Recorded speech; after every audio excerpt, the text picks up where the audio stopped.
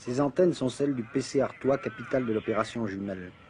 Elles se dressent sur l'un des plus hauts sommets de Kabylie, à 1700 mètres au-dessus de la vallée de la Soumam.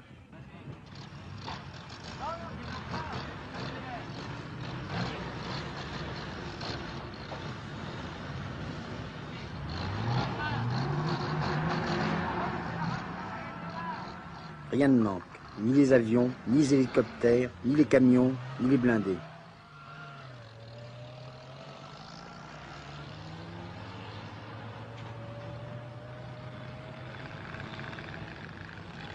Rien ne manque, sauf les routes qu'il faut creuser au fur et à mesure.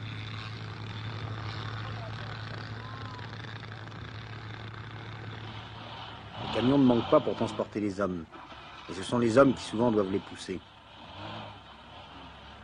Finalement, c'est sur les hommes seuls que pèse cette guerre, car 30 000 félagas ont imposé leur guerre primitive à 400 000 soldats d'une armée moderne.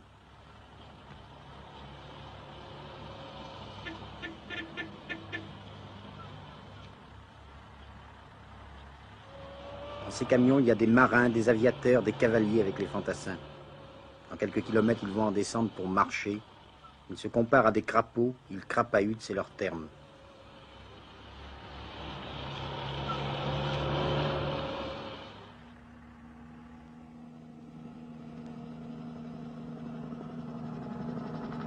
Lorsqu'ils ont filmé le départ de ces soldats en opération, Jean Lartégui et Pierre Schendorfer ne se doutaient pas que l'un de ces hommes, le dernier à droite, celui qui pousse son camarade, serait le héros de leur reportage.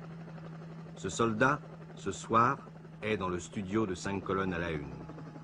Pendant que vous allez vivre son histoire, lui va la revivre.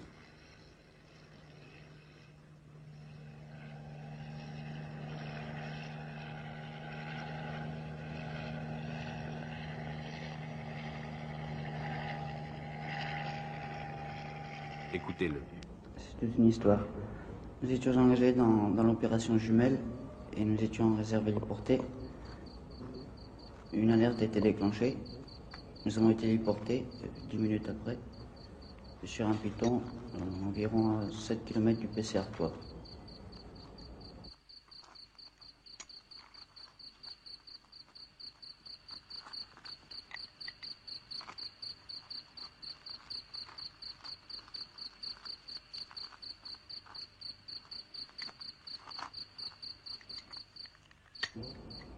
Nous étions en position de ratissage des 4 sections ensemble, 4 sections du commando. Comme le terrain était très difficile, le ratissage était plutôt serré. À un certain moment, la deuxième section s'est fait tirer dessus. La deuxième section était à notre droite, elle s'est fait accrocher. Alors la voltige avant de chez nous commençait déjà à ratisser.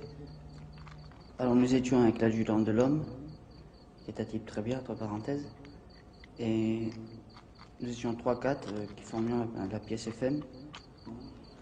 Comme le terrain était très broussailleux et rocailleux, on voyait très mal.